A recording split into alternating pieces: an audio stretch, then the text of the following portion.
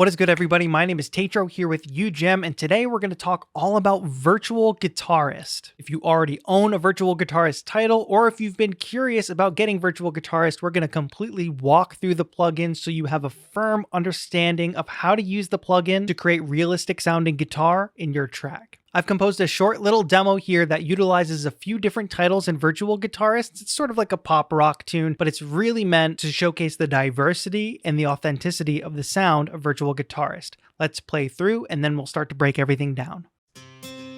Opening with this beautiful Amber 2 sound. And a few more Virtual Guitarists come in.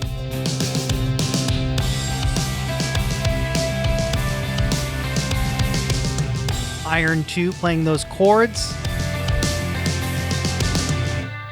with Sparkle in the lead.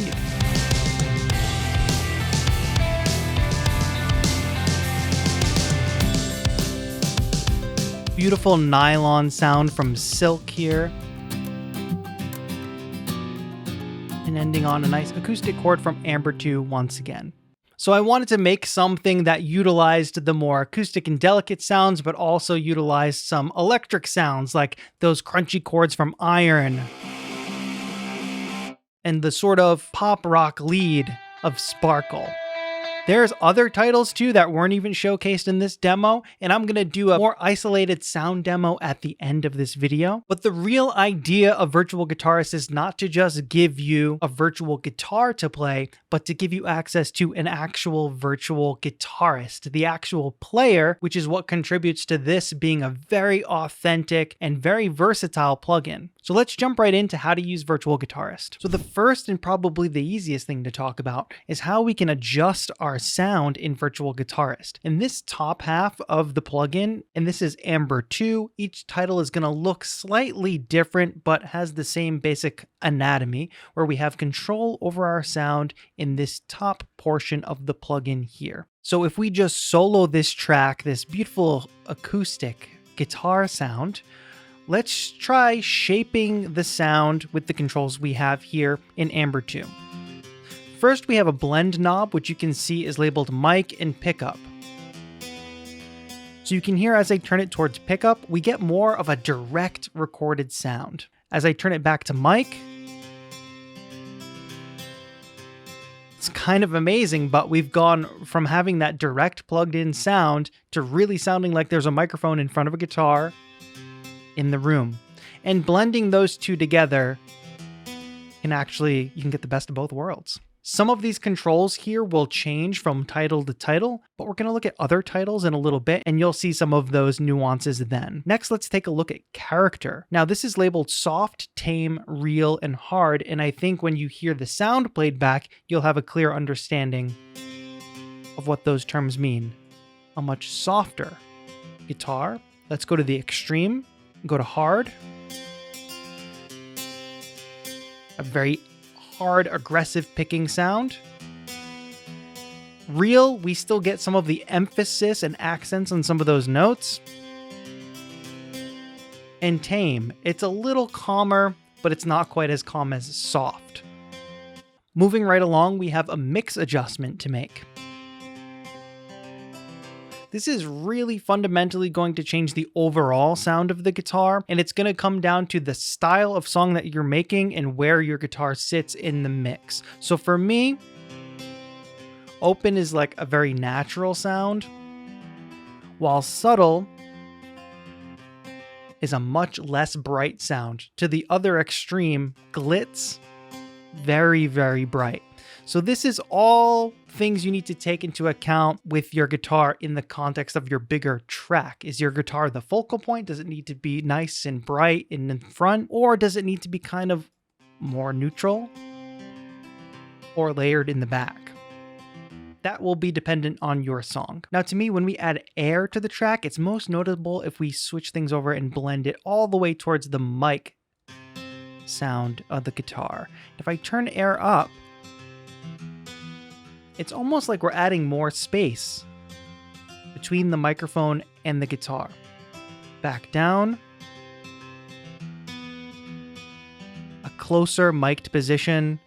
more of that low end is coming through. All of these little adjustments we're making, of course, we've seen some extreme adjustments, right? If we go character soft to hard, that's such an abrupt adjustment. But other more subtle changes, like from real to tame or like from open to neutral, they're gonna be a lot more subtle, but it's those subtleties that make all the difference in making Virtual Guitarist sound like a real guitarist. We have a tuning knob here, of course, if you wanted to do a bit of detuning. You could, of course, do that. There's probably only a few niche instances where you would be interested in doing that. Next, there's two adjustments we can make in variance and width that really go a long way in making the Virtual Guitarist come alive. I'm going to turn both of these off for now, variance all the way down and width all the way off, and let's give it a listen. It's a very center focused, I'm going to bring the blend back up, very center focused sound.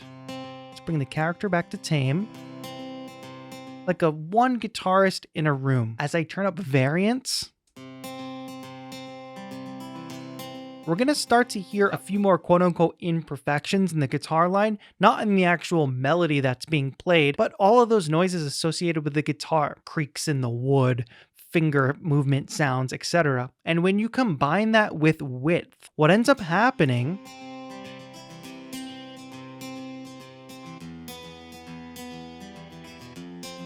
is a technique that many producers use when trying to create a really nice big guitar sound, and that is adding a second recording of the same guitar line. No two guitar recordings will ever quite be exactly the same, but if you record two takes of the same guitar line, pan one hard left and one hard right, you suddenly get this very full and big, and I don't mean big like stadium, I just mean it doesn't sound like that solo guitarist sitting in front of us anymore. Let's do before and after. The one guitarist on the chair in the room. A few more variances. And bring that width up. And now suddenly it's surrounding us. That's another choice that you have to make. There's contexts for both. You might want that soloist guitar, or you might want the guitar to be a part of the bigger picture. Variance and width play a big part in having that sound realistic and not giving you like phasing issues as if it's just the same exact recording doubled and panned. You're essentially actually getting another guitarist, one playing on the left, one playing on the right. Here we have a focus knob. This is going to be sort of like an EQ, where we can focus more on the high-end frequencies. And we can blend back down to a more low-pass filtered sort of sound. Let's give a little more brightness to this guitar. Now, at this moment, we haven't talked about the stomp box effect or the finisher, but why don't we jump to another title so we can talk about the two of those and talk about some of the differences between titles. I'm going to open up Iron so we can use more of a distorted, crunchy sound, and you can compare it to what we were just doing in Amber. Looking here at the top part of the plugin again, you should see some similarities, right? We still have character, but the attributes are slightly different. Here we have control over the pickup. We're not blending a direct in recording of a guitar or a mic. We're doing bridge or neck pickup, which again will have subtle effects on the sound, but it does make all the difference in the broader context of your mix. Of course, this is Iron, so we have a drive knob. And a lot of that harshness that we're hearing is coming from the amp, and we're set to crunch. Let's turn that all the way back down to clean, and you can hear how different it sounds.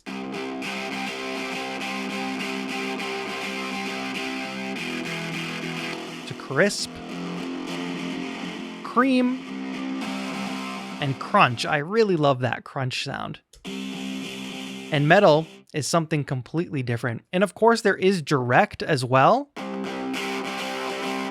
So if you wanted to process through another amp simulator, you could go ahead and do that. But do take a look. Even though the aesthetic is different here in Iron, we have similar features. We've got variance, we've got width, we've got focus. And I said we would come over here and talk about stomp box and finisher. Let me change my settings back here real quick. Now, Stompbox is a pedal. It's like further effects processing that we can add to the guitar signal. And if we open up the drop-down list, you can see that we have a whole list of different types of effects. Now, there's overdrive on this one because we're going for a really harsh, distorted sound for this part of the song. But if I change to something like chorus, we still get the crunch from our amp and we still get our drive, but we get a bit of a chorus effect. But we also have other classic effects, like a dirty spring reverb. Listen to that ring out. Wow, that's so great. Lo-fi. And we do have the ability to blend this with an amount. So that dirty spring was pretty aggressive, but if I brought it down, it's not so bad. Finally, we have the finisher. This is a final level of effects that you can add. It's something that's going to change the overall character of your sound. Something extreme like remix reverb. So you can see that using a finisher effect is something that is going to really, just like I said, change the overall character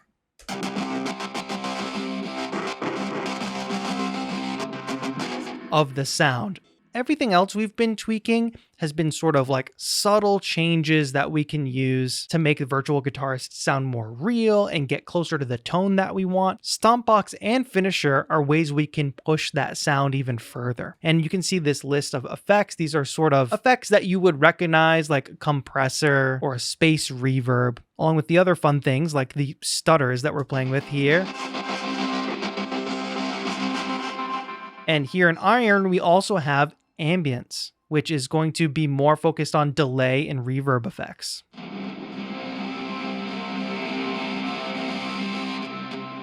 Don't forget that we have the ability to adjust this.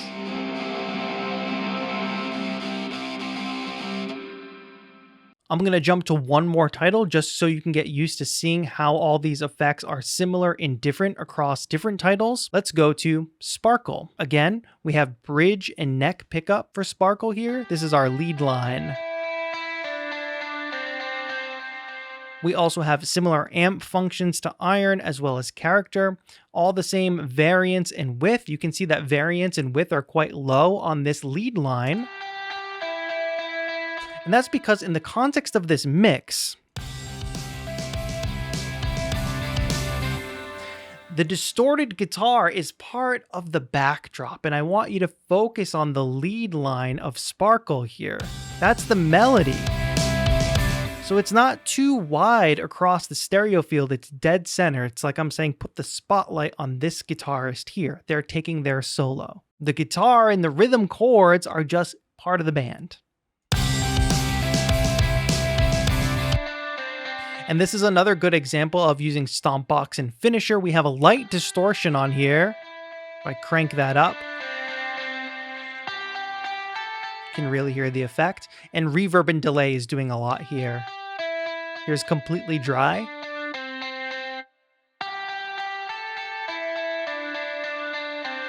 And Sparkle is really meant for like electric pop guitar, so this reverb and delay finisher is really nice for that. But if you take a look at this list, you will notice that it is a different curated set of effects specifically for this Virtual Guitarist title. It's another element that varies from title to title, which effects you have access to, and they're tailored specifically for the genre that they expect people to be making with this specific title of Virtual Guitarist.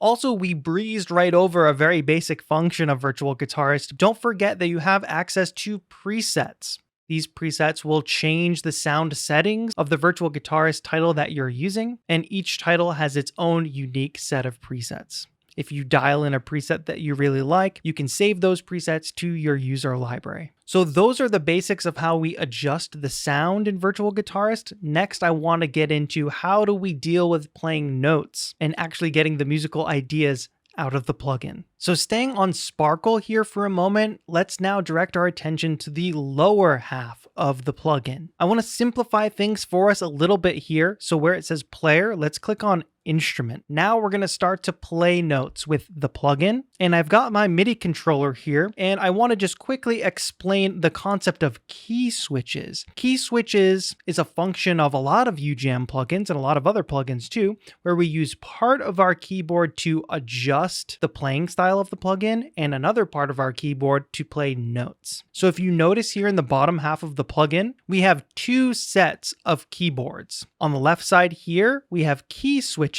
that as I press notes on my MIDI keyboard, no sound is happening. We'll talk about why in a moment. And on the right side here, we have the fretboard. Now I've got my octaves set appropriately here in the MIDI keyboard, so you can see that when I play with my right hand, the pink notes light up. When I play with my left hand, the blue notes light up. If I hold down a note on my right hand, and now I'm going to use notes on the left side in the blue section, we suddenly get notes.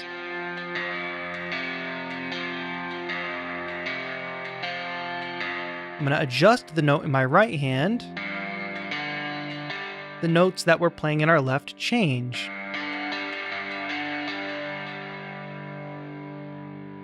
So what is going on here? Basically, in this current state of playing, my right hand is telling Virtual Guitarist what notes or what chord I would like to be played. My left hand has a few different possibilities. You hear those three notes there.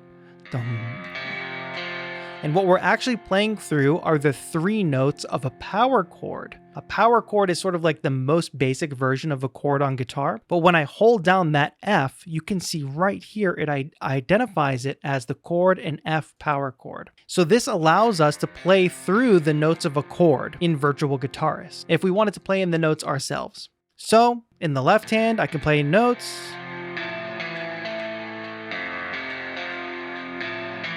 And the right hand tells Virtual Guitarist what chord those notes are coming from.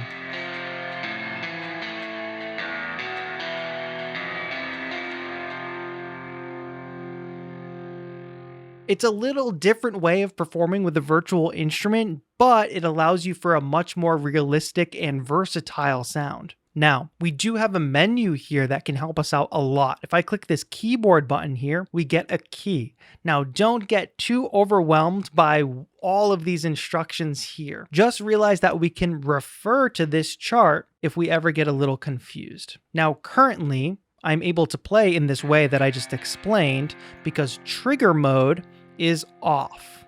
Again, we're using some of these notes as switches and some of these notes as notes there in the left side on the blue. If I use this note here and I switch trigger mode to on, so we can double check the chart, or we can hover over a note and it will tell us what that key switch does. Now we actually have the ability to play notes in the right side in the pink area. So instead of using the key switches to play the notes, we can now completely use our right hand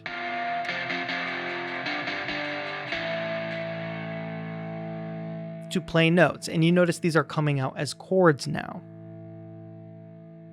So the fundamental difference between these trigger modes is, do you want to be able to pick through individual notes of a chord? Or trigger mode on, are you looking to just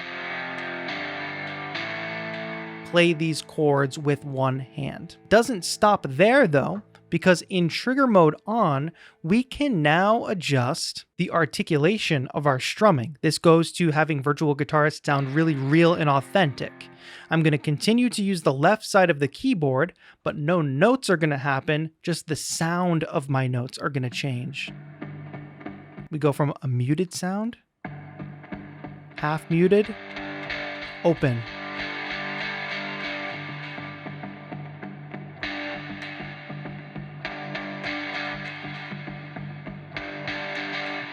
So you can see that I'm utilizing the key switches and using my MIDI controller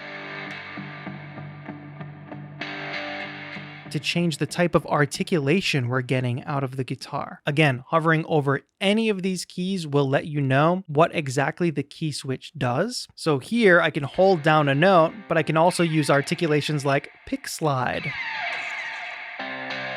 or an upstroke, or a downstroke. Slide down, slide up.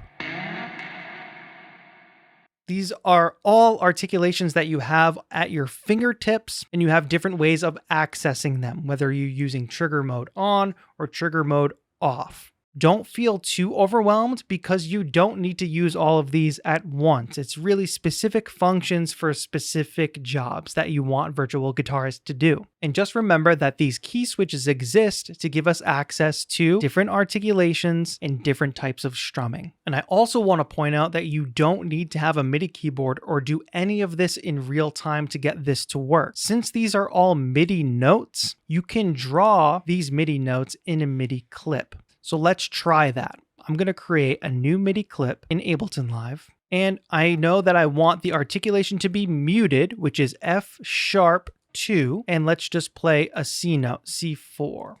So I'm going into my MIDI roll. I'm going to put a note on C4. Let's actually make those quarter notes. And what did I say? F#2 for muted. Let's go ahead and put that MIDI note in. So we have the MIDI note, the note that we're going to hear from the guitar. And then we have a MIDI note down here, which is telling the guitar what kind of articulation we want to hear. So now we have muted quarter notes playing C. If I unfold this, I can play different MIDI notes here, C, D, and E.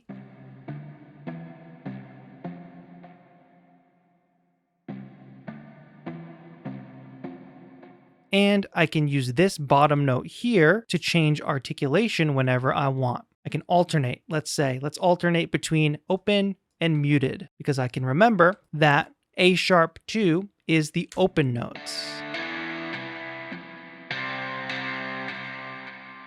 It's not the most amazing guitar line, but hopefully you can use this example to see that you can use your upper layer of notes to dictate what notes the virtual guitarist is going to play, and a lower level of notes to determine things like your articulation or your strumming. But that's sort of the most basic traditional way to play virtual guitarists if you want to, play your own notes or input your own melodies. But Virtual Guitarist, like other ujam plugins, also comes with unique phrases which add to the authenticity and expand the possibilities with Virtual Guitarist. So one part of our original demo we haven't covered is this Silk 2 sound, which is a nylon guitar title in Virtual Guitarist. And now previously, over in the Sparkle title, we were under this instrument tab, remember. Unlike the top half of the plugin where it kind of changes for each title, this bottom half of the plugin is going to be consistent across the different titles. So like I said, previously we were under the instrument title, we were using key switches to adjust our strumming and articulations, and we were telling the plugin which note to play. Let's jump over now to the player tab.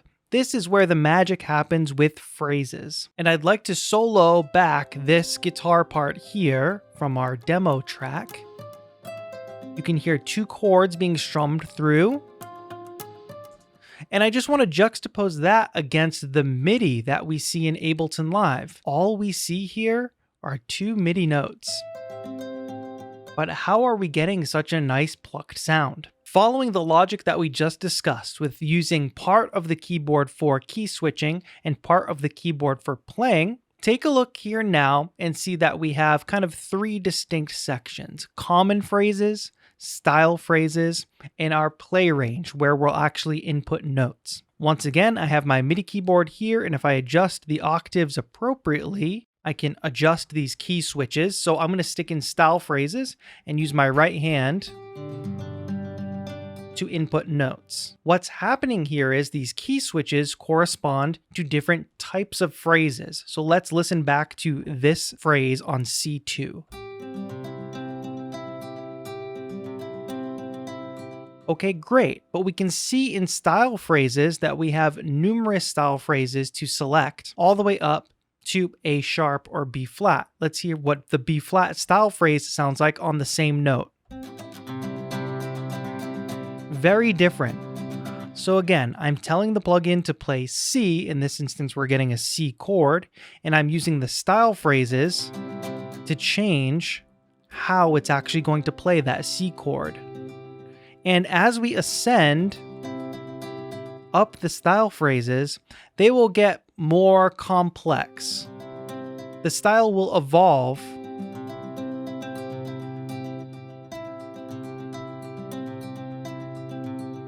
as we go up the keyboard.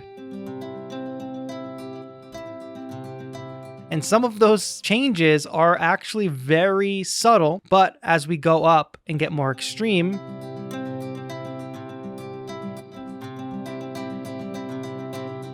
they'll really start to change in sound. That is the same across from title to title. From left to right, the phrases get more complex or start to change more. You'll also notice a stop button here because you may not want that phrase to continue playing, so we need to use MIDI to tell the plugin, okay, time to stop. Don't continue playing the phrase. Now, as I noted, we are playing a chord here, right? A chord, multiple notes together. And that's because we're in chord mode and we can select chord or note mode. Let's switch back to note mode. And if you can imagine, now we're still going to play the same rhythmic phrase. A single note playing that same rhythm from the style phrase. I actually utilized this when using Sparkle as our lead line. Take a look over here in Sparkle. You can see that I'm playing a single common phrase in note mode. The notes are coming in, and it's just a one note line. I actually have that layered with an octave. Here, I'll turn that off.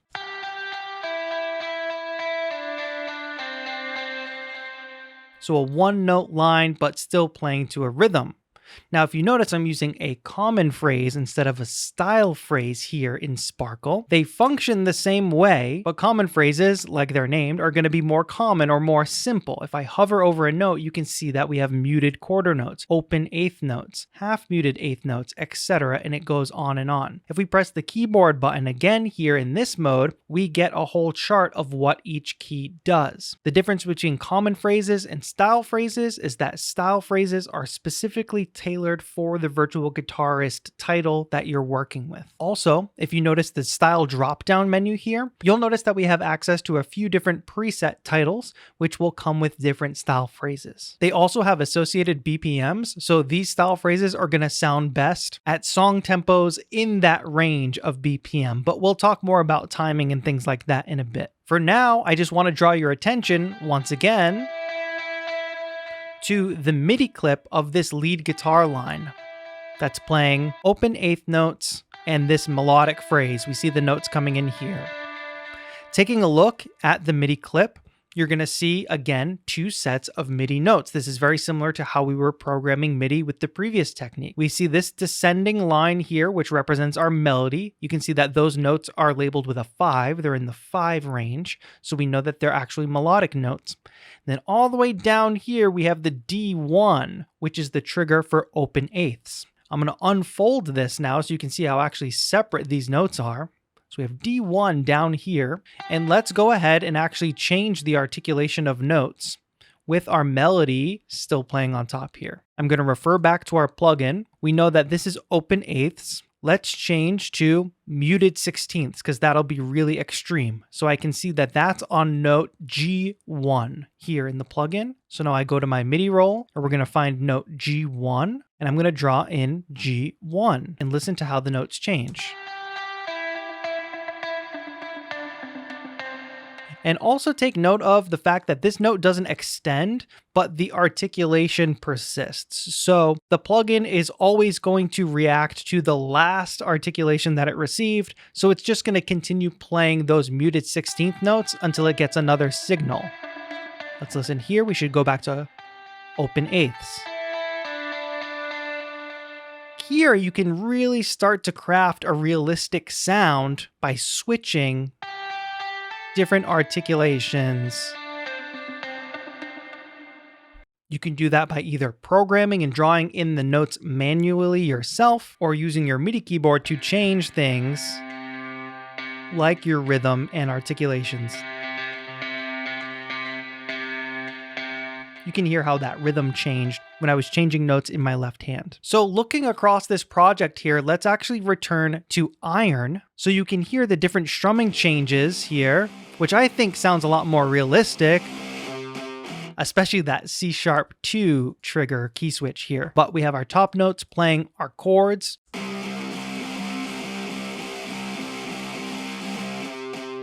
Jamming on the C chord and then that kind of different strum there. Again, I'm going to open up Iron. Let's watch that happen live in the plugin. We'll have our notes come in here on the right.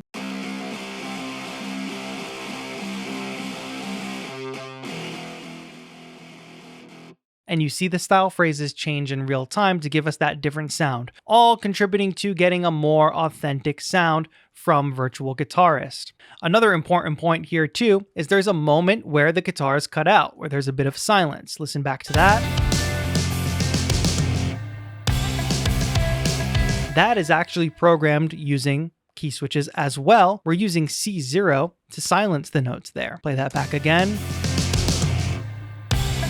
Did you see the notes change in real time? Really cool and really flexible once you start to wrap your mind around the possibilities that you can get out of this plugin by using the key switches. Let me point out something else about chord mode while we're here on Iron. And you'll notice that we have the ability to set a key, because obviously if I play up and down the keyboard, but I'm trying to play chords with a single note, we want those chords to be in key. So you can set your proper key, and if I arm the plugin, it will tell you what actual chord is playing, and I can even play something like an F sharp here, which is not in the key of C, and it will give us an alternate chord to play. So proper F is just an F power chord. If I play F sharp, we get an F sus4, which could be useful in your compositions. And that is common up the keyboard as we start to play those different out of key notes. It'll still give you an option that works in key. I also want you to notice there's a drop D button here. We can tune the lowest note on a guitar down to D. Otherwise, the lowest chord we'd be able to play is this E chord. But by tuning the lowest note on the guitar down to D, aka drop D tuning, we get access to that lower D chord. If this wasn't turned on, we'd have to play that D an octave up instead of. It's a difference in sound, and a lot of really great tunes are written in drop D, so you get that lower D chord. In a title like Amber, you're going to have another parameter that you can adjust here called open chords. With open chords turned on, you're going to get a wider range of notes, meaning there's going to be low notes and higher notes, and those are going to be wider apart, maybe like think across the keyboard or across the range of notes. If you turn open chords off, the notes are going to be a lot closer. So you're still getting all the notes in the chord, but they're a lot closer together. An open sound is kind of like bigger. A non-open or a more closed sound of a chord, everything's tighter together.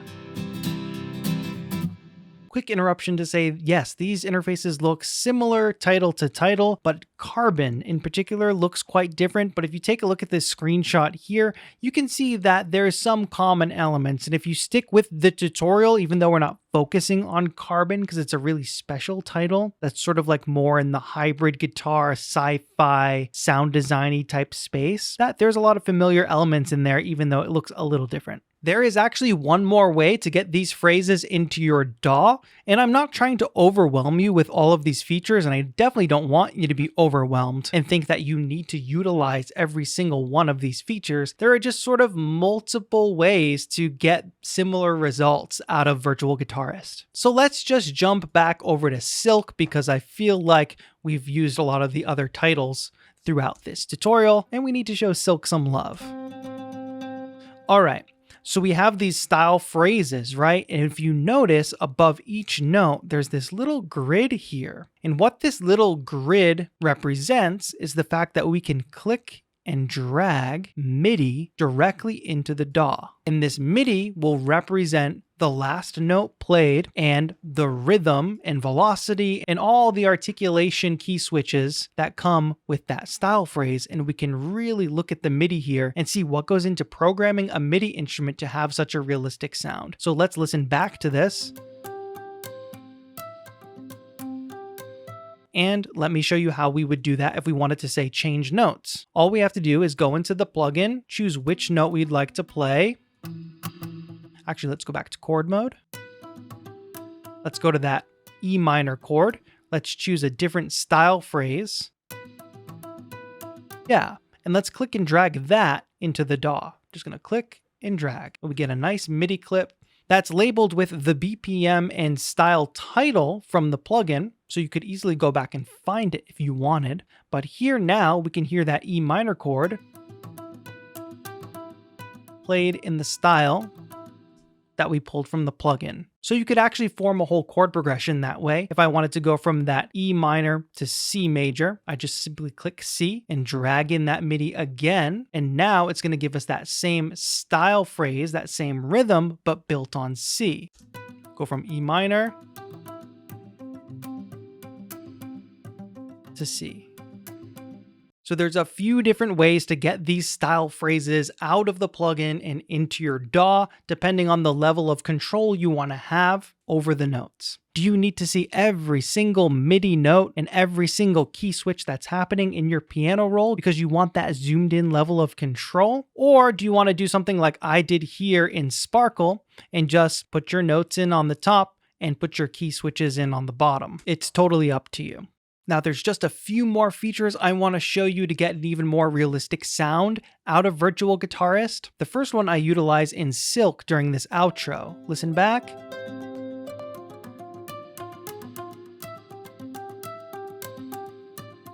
You hear how it changed from being an open sound to being a much more kind of dampened, muted sound.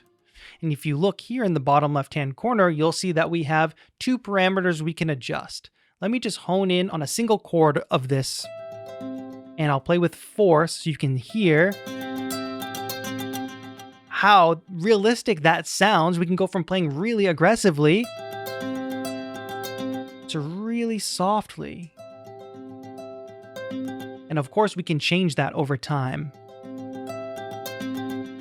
Then we also have dampening, which is how I'm achieving that effect that we're hearing. We can go completely open, or we can go completely. Now that's something I actually automated as a part of this song. And if I open up the little side panel here for Virtual Guitarist, you're going to see that we have automation possibilities for each one of the parameters that we were working with earlier. But I just want to point out and note that if you want to automate the force or the dampening, these are actually tied to pitch bend and modulation. So if you're using Ableton Live or any other DAW and you want to automate the force or the dampening, you'll need to draw in envelopes for those MIDI controls. So here I found the modulation wheel, and you will hear the dampening go up over time in this clip according to that envelope that I've drawn. You won't see force and dampening here in this automation control. Last but not least here, let's listen to this strummed part from Amber. Let's loop that for a moment. I want to take a look at micro timing. Here, like you'd imagine, there's ways to adjust timing. There's a humanize function where I have it set to super tight, super on the grid rhythmically. If I loosen that up a bit, it becomes not so perfectly on the grid. We can add swing, which is going to be noticeable if you're playing sort of like straight eighths or sixteenths. The push and pull is great because if do you want your guitar to be pushing ahead or kind of a little behind the beat.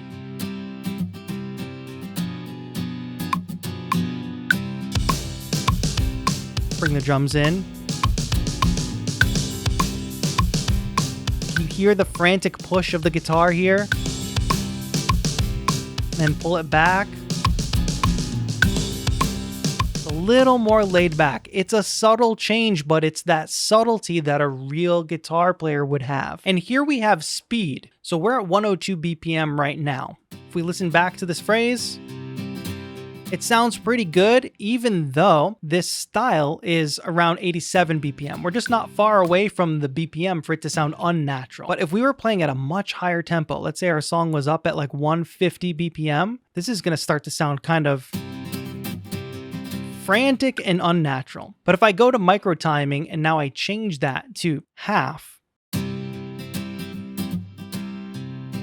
that might make a lot more sense in the context of my song, and when I drag the MIDI in now, that timing will be associated with it.